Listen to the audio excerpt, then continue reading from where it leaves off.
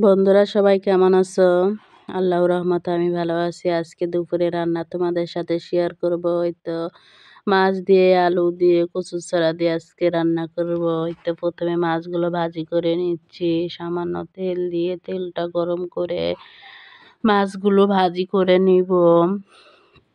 এইদিকে আবার আরেক চুলায় তরকারি রান্না করবো, যে পেঁয়াজ মরিচ ভাজি করে নিচ্ছি, সুন্দর করে ভাজি করে নেব।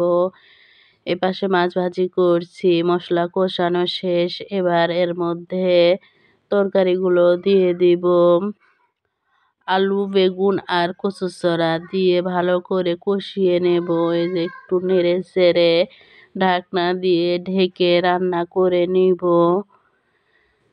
আমি এগুলো একটু বড় বড় করে কাটছি, কারণ কচুর ছড়া রান্না করলে কেমন জানি গলে যায়, একদম লেটা ফেটা হয়ে যায়, তাই বড় বড় করে কাটছি। তো ঢেকে একটু রান্না করব। এদিকে আবার মাছটা ভালো করে ভাজি করে নিচ্ছি। ভালো করে ভাজি করে রান্না করব। মাছ আবার ভালো করে ভাজি না করলে আমার কাছে খেতে ভালো লাগে না। এদিকে তো তরকারি কষাচ্ছি, তরকারি কষানো প্রায় শেষ। আমি এখন কি করব জানেন? এর মধ্যে মাছগুলো দিয়ে পানি দিয়ে দেব। আমি কতজন তরকারি বলক উঠলে তারপরে মাছ দেয়, আমি আবার সেটা করি না। আমি এর মধ্যে মাছটা দিয়ে তারপরে রান্না করি। যেটা কি, এগুলা কি চেনেন? এগুলা হলো বলে বড়ি, কুমড়ো বড়ি। এটা উত্তরবঙ্গের লোকের প্রিয়, কিন্তু আমারও প্রিয়। এগুলা ভেঙে ছোট ছোট হয়ে গেছে, তাও আমি একটু তরকারির এক সাইডে দেব, শুধু আমি খাবো, আর কেউ খায় না, এজন্য। এই তো তরকারিটা ভালোভাবে নেড়ে নিচ্ছে, যে মাছগুলো দিয়ে দেব। মাছগুলো দিয়ে পরিমাণ মতো পানি দিয়ে দেব।